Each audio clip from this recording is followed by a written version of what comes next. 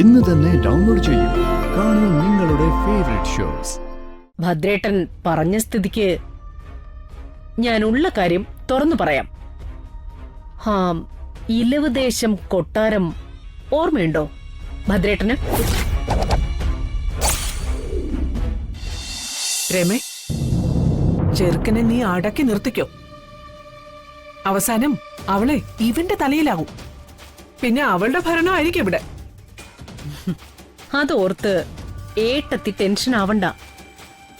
ചിന്നു എന്ന് പറയുന്നവൾക്കുള്ള ലോക്ക് ഞാൻ എന്നേ ഉണ്ടാക്കി കഴിഞ്ഞു.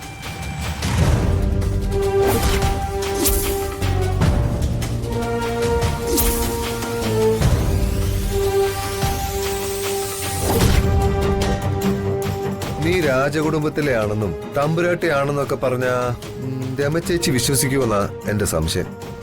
പിന്നെ വിശ്വസിക്കാതെ? മുന്നേ വിശ്വസിച്ചിട്ടുള്ളതല്ലേ. എപ്പോഴും ഞാൻ തന്നെ തമ്പ്രാട്ടിയെന്ന് പറഞ്ഞുകൊണ്ട് നടന്നാൽ ആരും വിശ്വസിക്കില്ല. ഞാൻ രാജകുടുംബത്തിലെ അംഗമാണെന്നും ഞാൻ തമ്പ്രാട്ടിയാണെന്നും എന്നെ കൊണ്ട് അവർക്ക് വലിയ വലിയ ഗുണങ്ങൾ ഉണ്ടാവുമെന്നും പുറത്തുനിന്ന് ഒരാള് പറഞ്ഞാൽ അവരത് വിശ്വസിക്കും. അത് നരേന്ദ്രേട്ടൻ തന്നെ പറഞ്ഞാൽ കൂടുതൽ വിശ്വസിക്കും. ഞാനങ്ങനെ പറഞ്ഞാലും നീയും കുറച്ചുകൂടെ ശ്രദ്ധിക്കണം. തമ്പുരാട്ടിയാണെന്നൊക്കെ പറഞ്ഞ രമചേച്ചിയെ വിശ്വസിപ്പിച്ചിട്ട് ചില നാലാംകട പെണ്ണുങ്ങളെ പോലെയാ നിന്റെ ചില പ്രവൃത്തിയും സംസാരമൊക്കെ. രാജകുടുംബത്തിൽ ജനിച്ചെന്ന് പറയുകയും വേണം, ചില തൊട്ടിപ്പെണ്ണുങ്ങളുടെ സ്വഭാവം കാണിക്കും. അതാ ഇപ്പൊ മനഃപൂർവ്വം പറഞ്ഞ് വിശ്വസിപ്പിക്കേണ്ടി വരുന്നത്. ഞാൻ എത്ര മൂടി വെച്ചാലും എന്റെ ആ തൊട്ടി സ്വഭാവം പുറത്തു വരുന്നുണ്ട് നരേന്ദ്രേട്ടാ. അതെ, അത് എന്റെ മാത്രം കുറ്റമൊന്നുമല്ല. അവിടെയുള്ളവര് എന്നേക്കാൾ ലോക്കലാ. പ്രത്യേകിച്ച് ആ ഭദ്രനും കുടുംബവും. അയാളുടെയും അയാളുടെ ഭാര്യയുടെയും മോളുടെയും വർത്താനം കേട്ടാ ദേ ചൊറിഞ്ഞു കേറി വരും എനിക്ക്. അങ്ങനെ നിനക്ക് ചൊറിഞ്ഞു കയറി വരുമ്പോ ആദ്യം ശ്രദ്ധിക്കേണ്ടത് മറ്റൊരു കാര്യം. നിന്നെ ആ വീട്ടിൽ നിന്ന് എടുത്തു കളയാൻ രമേച്ചിക്ക് ഒരു നിമിഷം പോലും ആലോചിക്കേണ്ട കാര്യം. അർജുൻ എന്ന് പറയുന്ന ആ ചെറുക്കൻ അവരെ വിട്ടുപോകുന്നുള്ള പേടിയില്ല അവരിപ്പോ അടങ്ങിയിരിക്കുന്നത്. എന്തെങ്കിലും കാര്യം കൊണ്ട് അവൻ നിനക്കെതിരായ അന്ന് നീ ആ പടിക്ക് പുറത്താ. അതുകൊണ്ട് അടങ്ങി ഒതുങ്ങി അങ്ങ് നിന്നോണം. നരേന്ദ്രേട്ടൻ ഇപ്പൊ പറഞ്ഞത് എനിക്കും അറിയാവുന്ന കാര്യം തന്നെയാ. എന്റെ ആകെയുള്ള പിടിവള്ളി ആ അർജുനും പിന്നെ അതെ ഈ താലിയുവാ. ഈ താലി അറക്കൂന്ന് ഇടയ്ക്കിടയ്ക്ക് രമാദേവി പറയുന്നുണ്ട്. അവരങ്ങനെ ഇടയ്ക്കിടയ്ക്ക് പറയുന്നുണ്ടെങ്കിലേ നീ ഒന്ന് സൂക്ഷിച്ചോണം. വെറുതെ അവരൊന്നും പറയാറില്ല. ഈ കാണുന്നൊന്നും അല്ല അവരുടെ സ്വഭാവം. അതെനിക്ക് നന്നായിട്ട് അറിയാം. അവരതിനായിട്ട് മുന്നിട്ടിറങ്ങിയ അർജുനും താലിയൊക്കെ പോവാൻ അധികം സമയമൊന്നും വേണ്ട. അതെ, അതുകൊണ്ടാ ഞാൻ ഇപ്പൊ ഇങ്ങനൊരു ബുദ്ധി ഉപയോഗിക്കുന്നത്. ഞാൻ രാജകുടുംബത്തിലെ ആണെന്നും ഇലവുദേശ കൊട്ടാരവുമായി എനിക്ക് ബന്ധമുണ്ടെന്നും രമാദേവി വിശ്വസിച്ചാൽ ഞാൻ കോടിക്കണക്കിന് സ്വത്തിന്റെ അവകാശിയാണെന്നും അവർക്ക് തോന്നിയാൽ അവർക്ക് എന്നോടുള്ള മനോഭാവത്തിൽ മാറ്റം വരും. ഈ ദേഷ്യപ്പെടുന്ന രമാദേവി തന്നെ എന്നെ സ്നേഹിക്കും. അടിച്ച് പുറത്തു കളയാൻ നിൽക്കുന്ന ഈ രമാദേവി എന്നെ ചേർത്ത് പിടിക്കും. അതെനിക്ക് ഉറപ്പാ. നിന്റെ ഉറപ്പൊക്കെ ഞാൻ അംഗീകരിക്കാം.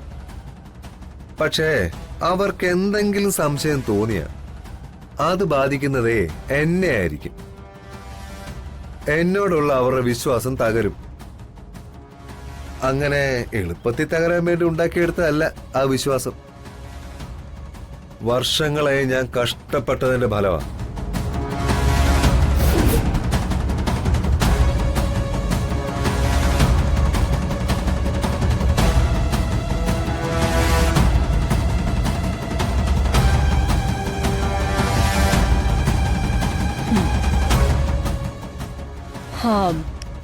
എനിക്ക് ഭദ്രേട്ടനോട് ഒരു കാര്യം പറയണമായിരുന്നു. അത് എങ്ങനെ ഏത് രീതിയിൽ പറയണമെന്നാ ഞാൻ ഇത്രയും നേരം ആലോചിച്ചത്. പിന്നെ അത് എങ്ങനെ പറയുന്നൊരു കൺഫ്യൂഷൻ കൂടി വന്നു. ഒരു സ്റ്റാർട്ടിംഗ് ട്രബിൾ. അതിന്റെ ഒന്നും ആവശ്യമില്ല കുഞ്ഞോളെ. നിനക്ക് എന്നോടൊരു കാര്യം പറയാം. എന്തിനാ ആമോഹമൊക്കെ? എത്ര അടുപ്പമുള്ളവരോടും ചിലത് പറയാൻ ആമുഖത്തിന്റെ ആവശ്യമുണ്ട് ഭദ്രേട്ട. പ്രത്യേകിച്ചും കേൾക്കാൻ ആഗ്രഹിക്കാത്ത കാര്യമാണ് പറയേണ്ടതെങ്കിൽ ആമുഖം കുറച്ച് കൂടുതൽ വേണ്ടിവരും. ഭദ്രേട്ടൻ പറഞ്ഞ സ്ഥിതിക്ക് ഞാനുള്ള കാര്യം തുറന്നു പറയാം. ഇലവുദേശം കൊട്ടാരം ഓർമ്മയുണ്ടോ ഭദ്രേട്ടന്?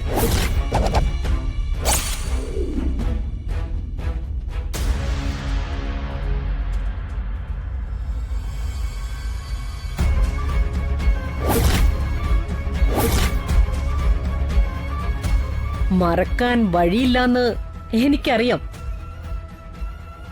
അത്രയ്ക്കും ഓർമ്മകളുണ്ടല്ലോ നമുക്കവിടെ. കുഞ്ഞോട് എന്താ ഉദ്ദേശിക്കുന്നത്? തെളിച്ചു പറയേ. നമുക്ക് ഇലവുദേശം കൊട്ടാരം വരെ ഒന്ന് പോണം. പിന്നെ നീ പറഞ്ഞപ്പോ ഞാൻ ഈ റിസ്ക് എടുക്കാൻ തയ്യാറായത് മണിമാല എന്റെ കൈ കിട്ടുമെന്ന് നീ പറഞ്ഞുകൊണ്ട് മാത്രമാ. അതിലെന്തെങ്കിലും മാറ്റം സംഭവിച്ച അപ്പൊ ഞാൻ കൂറുമാറും. നിന്നെ കുറിച്ച് തിരക്കിയപ്പോ ഞാൻ മനസ്സിലാക്കിയതിൽ തെറ്റിദ്ധാരണ ഉണ്ടായെന്നും ചേച്ചി എന്നോട് ക്ഷമിക്കണമെന്നൊക്കെ പറഞ്ഞ എന്റെയും ചേച്ചിയുടെ പ്രശ്നം അവിടെ തീരും. പക്ഷേ നിന്റെ കാര്യം പോക്ക. അതിന്റെ ഒന്നും ആവശ്യം വരില്ലെന്നേ. എന്നെ രമാദേവി അംഗീകരിക്കുന്നതും മണിമാല നരേന്ദ്രേട്ടന്റെ കയ്യിൽ ഞാൻ തരുന്നതും അങ്ങനെ ഇനി മുന്നോട്ടുള്ള മുഴുവൻ പ്ലാനിങ്ങും എന്റെ മനസ്സിലുണ്ട്. എനിക്കും ചേട്ടനും ഒന്നും സംഭവിക്കില്ല. ഇത്രയും നാള് ഞാൻ ഒറ്റയ്ക്കായിരുന്നു. ഒറ്റയ്ക്കാ ഞാൻ ഇതെല്ലാം ചെയ്തത്. ഇപ്പോഴാ പുറത്തുനിന്ന് ഒരാളുടെ സഹായം വേണ്ടി വന്നത്, അതും ഇങ്ങനൊരാവശ്യത്തിന്. എനിക്ക് ഉറപ്പുണ്ട് എന്റെ ഈ പ്ലാനിങ് വർക്ക്ഔട്ട് ആവും. നിനക്ക് അത്ര ഉറപ്പുള്ള സ്ഥിതിക്ക് ഞാൻ നിന്നെ സഹായിക്കാം. രമ ചേച്ചിയോട് ഞാൻ സംസാരിക്കാം. ഓക്കെ.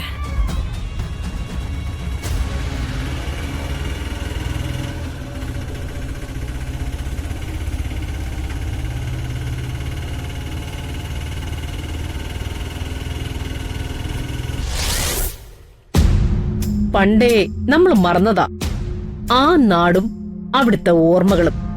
പക്ഷേ ഇപ്പൊ വീണ്ടും ഓർത്തെടുക്കേണ്ട സ്ഥിതിയിലേക്ക് കാര്യങ്ങൾ വന്നിരിക്കുന്നു. അതെന്തിനാണെന്ന് ഞാൻ പിന്നീട് പറയാം. എത്രയും വേഗം അതുവരെ പോകണം നമുക്ക്. അല്ല, ഞാൻ അറിഞ്ഞിടത്തോളം ആ കൊട്ടാരത്തിലെ എല്ലാവരും മരിച്ചുപോയെങ്കിലും ഒരേ ഒരു അവകാശി എവിടെയോ ജീവനോടെ ഉണ്ട്. വേറൊരു വഴിക്ക് അന്വേഷിച്ചപ്പോ ഞാൻ അറിഞ്ഞതാ.